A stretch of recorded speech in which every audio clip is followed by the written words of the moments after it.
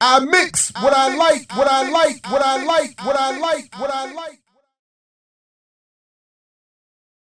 What's up, world? Welcome to this very short, brief, and to the point edition of I Mix What I Like right here at Black Power Media. Again, I'm Jared Ball, very happy to be your host, although I'm not really hosting much in this one. I'm just using this opportunity to say I went and saw American Fiction yesterday, except for what I'll have to come back to, because this is a no spoilers encouragement, and I don't want inducement even to have you all and have us all go see this film. If it's in your area, please go check it out. You deserve, we Black people, particularly those of us gathered in these radical political spaces, we deserve this film. We deserve a break. It is a must see film. Dr. Burroughs has no access to it because with its limited release, duh. Newark apparently is not being invited to see the film. So he has alerted me, that is Dr. Burroughs, that the film comes on, I think, Amazon Prime in a month or so. And so we'll reconvene there for an actual spoilers included full deep dive discussion of this film and invite others of you who are in our sphere of influence and conversation who want to see the film and join us. You can hit me up and we can have, because I think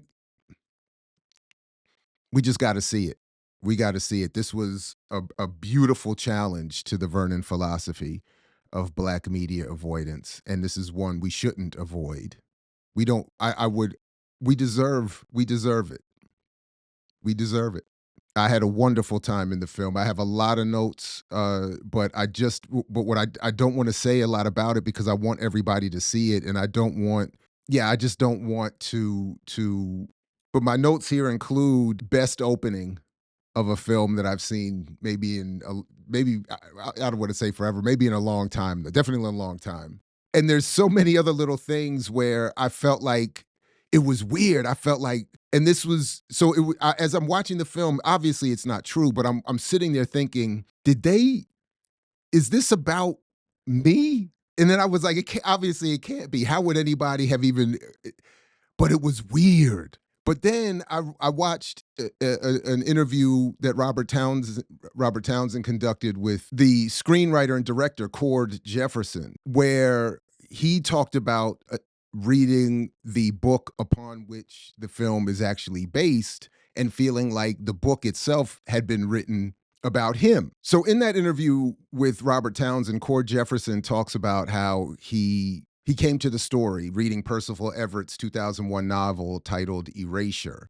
And maybe I'll try to read that before we do the actual discussion of this film next month with Dr. Burroughs and maybe some of you.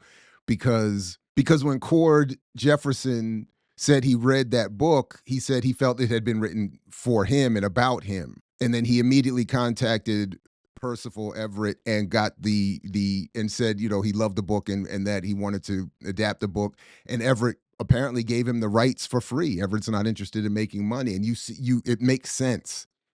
It makes sense when you see the film. I'm amazed the film got made. Cord has said he was shocked that he was given a green light for the film. I'm not surprised it's not getting a wide studio release at all.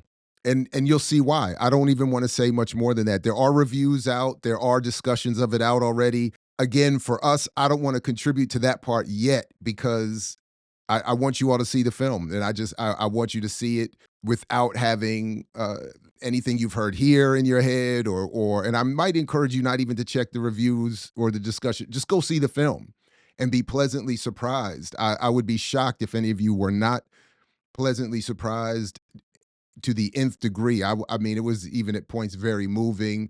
I haven't had this level of authentic laughter or affinity or feeling a relationship or almost to. This is as close as I've come to seeing me. What I felt like was my life in film, and it was weird. It was very, very, very weird. But really, what that is saying, and what Jefferson is saying about his reaction to Everett's book, is that many, many of us feel and experience what we see in this film, and that I think is sort of the point. And actually, that's what the film is in some ways about. It, it's beautifully done, excellent film. I have zero I think zero criticisms. I mean, other than I mean, it's not the revolutionary, but I don't even want to. I don't even just go see the film. So that's all I wanted to do with this quick pop up here. If you got the time, if you have the access, please go check it out now. It deserves theatrical support. It deserves being seen with other Black people. Although I went by myself, I was in a majority Black theater and vibed with everybody in the space. As I think will just so go check the film, get your notes together. Maybe we should all try to quickly read that Percival Everett's book Erasure, the novel Erasure from 2001, if we haven't already, and then discuss this with Dr. Burrows. We got to see this film. Shout out to Jeffrey Wright, excellent job in the film. Everybody did an excellent job. Shout out to Cord Jefferson for the adaptation and the his debut directorship experience, and we deserve this. We needed it. We deserve it. It is a contradiction because my Vernon philosophy of Black media avoidance is we shouldn't be looking for ourselves in these products. That we shouldn't, even as I just said, seek to need some sort of psychic diversion break or something. Not even a diversion, something that accurately reflects our experiences in a way that respects those experiences. We deserve that. So contradictions notwithstanding, we let's chop it up. All right, peace, everybody. Only if you're willing to fight for it, like Fred Hampton used to say. This is a must-see film. Shout out to them. Let's go check it out and discuss it here further at I Mix What I Like and BPM. Peace, everybody.